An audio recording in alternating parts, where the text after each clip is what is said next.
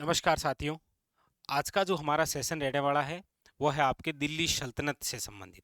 कई बार क्या होता है, एग्जाम में डायरेक्ट पूछ लेता है कि दिल्ली सल्तनत के निम्न में से दिए गए वंश का सही क्रम है, या फिर दिल्ली वंश के अंदर जो संस्थापक हैं उनसे रिलेटेड क्वेश्चन पूछ लेता है।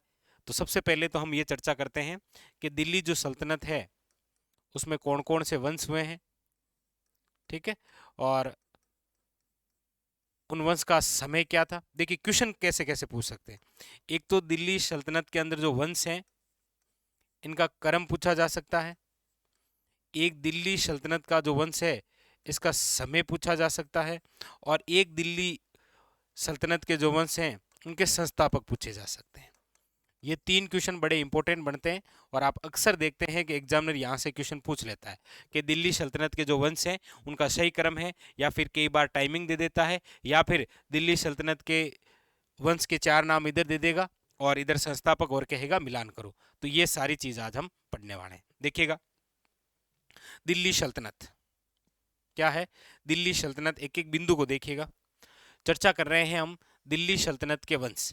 सबसे पहले तो हम ये देखते हैं दिल्ली सल्तनत में कौन कौन से वंश हुए हैं। तो देखिएगा, दिल्ली सल्तनत के अंदर जो वंश हुए हैं उसमें सबसे पहला है, आपके सामने याद रखिएगा, गुलाम वंश। सबसे पहला कौन सा है? गुलाम वंश। फिर कौन सा है? खिलजी वंश। फिर तीसरा कौन सा है? तुगलक वंश। फिर नंबर 4 कौन सा है? सैयद वंश। और अंतिम दिल्ली सल्तनत का वंश कौन सा है? लोधी वंश।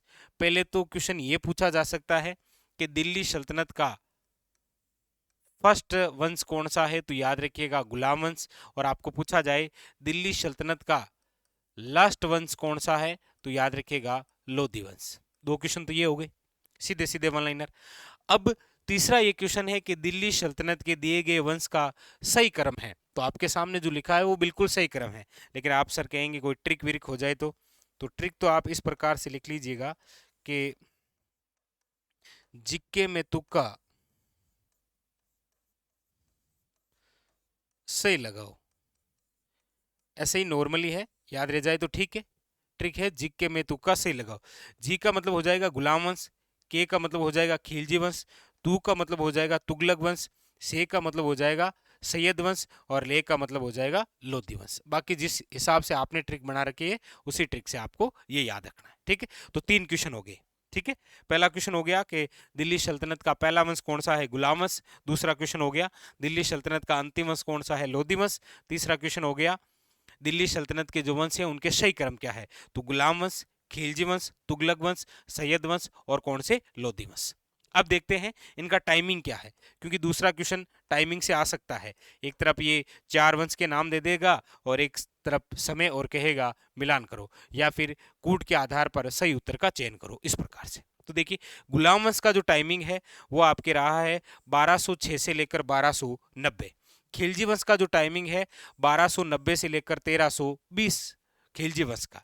तुगलक वंश का टाइमिंग रहा है 1320 से लेकर 1414, जबकि सैयद वंश का टाइमिंग रहा है 1414 से लेकर 1451, और लोधी वंश का जो टाइमिंग रहा है वो 1451 से लेकर 1526।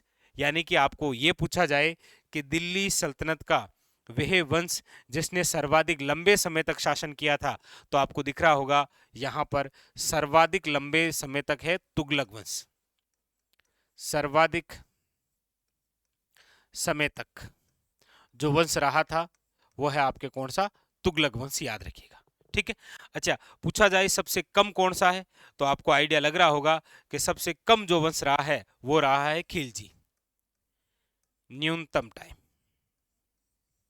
ये दो क्वेश्चन और हो गए, ठीक है। पहला हो गया पहला वंश कौन सा है, दूसरा क्वेश्चन हो गया अंतिम वंश कौन सा है, तीसरा क्वेश्चन हो गया इनका क्रम कौन सा है, चौथा क्वेश्चन हो गया सर्वाधिक लंबे समय तक कौन सा वंश रहा, अगला क्वेश्चन हो गया सबसे कम समय तक कौन सा रहा, ठीक है। ये वेरी वेरी इंपॉर्टेंट बात है। अब इनसे रिलेटेड एक और बड़ा शानदार क्वेश्चन बनता है कि इन वंश के संस्थापक कौन। जैसे गुलाम वंश के संस्थापक कौन है, तो याद रखिएगा कुतुबुद्दीन ऐबक। अब ये कुतुबुद्दीन ऐबक कौन था, तो याद रखिएगा ये घोरी का गुलाम था, ठीक है। ये किसका गुलाम था? गोरी का गुलाम था, जो आगे चलकर किस वंश की स्थापना करता है? गुलाम वंश की। तो गुलाम वंश के संस्थापक कौन है, याद रखिएगा कुतुबुद्दीन ऐबक। खिलजी वंश के संस्थापक कौन है, तो याद रखिएगा जलालुद्दीन खिलजी। कौन है? जलालुद्दीन खिलजी। तुगलक वंश के संस्थापक कौन है? तो याद रखिएगा गयासुद्दीन तुगलक। कौन है? गयासुद्दीन तुगलक। सैयद वंश के संस्थापक कौन है? तो याद रखिएगा खिजर खां या सैयद खां भी बोलते हैं। लोधी वंश के संस्थापक कौन है? तो याद रखिएगा बहलोल लोधी। तो ये आपके सामने 8-9 प्रकार के जो क्वेश्चन बनते हैं। दिल्ली सल्तनत में कुल कितने वंश हुए हैं? तो याद रखिएगा 5। पहला कौन सा हुआ है? तो याद रखिएगा गुलाम वंश। अंतिम कौन सा है? तो याद रखिएगा लोधी वंश। बीच में याद रखिएगा एक खिलजी वंश आएगा, एक आपके तुगलक वंश आएगा और एक कौन सा आएगा? सैयद वंश। ठीक है। और सर्वाधिक लंबे समय तक याद रखिएगा तुगलक वंश, सबसे कम समय तक रहा है खिलजी वंश। वेरी वेरी इंपॉर्टेंट, याद रखिएगा। ठीक है। और इसके अलावा देखिए गुलाम वंश के जो संस्थापक हैं वो कौन है? कुतुबुद्दीन ऐबक। याद रखिए खिलजी वंश के संस्थापक कौन है? जलालुद्दीन खिलजी। तुगलक वंश के संस्थापक कौन है? गयासुद्दीन तुगलक।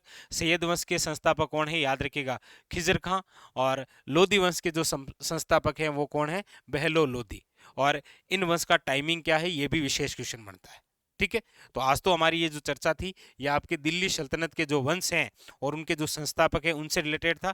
कल इसी प्रकार के एक और शानदार बिंदु के साथ हम पढ़ने वाले हैं। अभी देखिएगा कुछ दिन जो सेशन है वो इसी प्रकार से आपके महत्वपूर्ण बिंदु से आएंगे। ठीक है। और फिर उसके बाद में हम एक विधिवत रूप से सेशन चलाएंगे, चाहे वो हिस्ट्री से संबंधित हो, हिस्ट्री के अंदर चाहे आधुनिक पार्ट्स के अंदर हो, चाहे 1857 क्रांति हो, धार्मिक सुधार आंदोलन हो या फिर आपके स्वतंत्रता आंदोलन हो, उस हिसाब से हम एक सीक्वेंस के रूप में चलेंगे। ठीक है। लेकिन एक बार कुछ स्टैटिक्स प्रकार के जो क्वेश्चन बनते हैं उनसे रिलेटेड ये सेशन चल रहा है। ठीक है। तो ये तो आपके स्टैटिक्स जीके से संबंधित क्वेश्चन है क्योंकि यहां से क्वेश्चन डायरेक्ट वन लाइनर आ जाता है। ठीक है। उसके बाद में हम एक विधिवत रूप से आपके सीरीज शुरू करेंगे। ठीक है। तो फिलहाल तो आज के लिए इतना ही, मिलते हैं, तब तक के लिए धन्यवाद।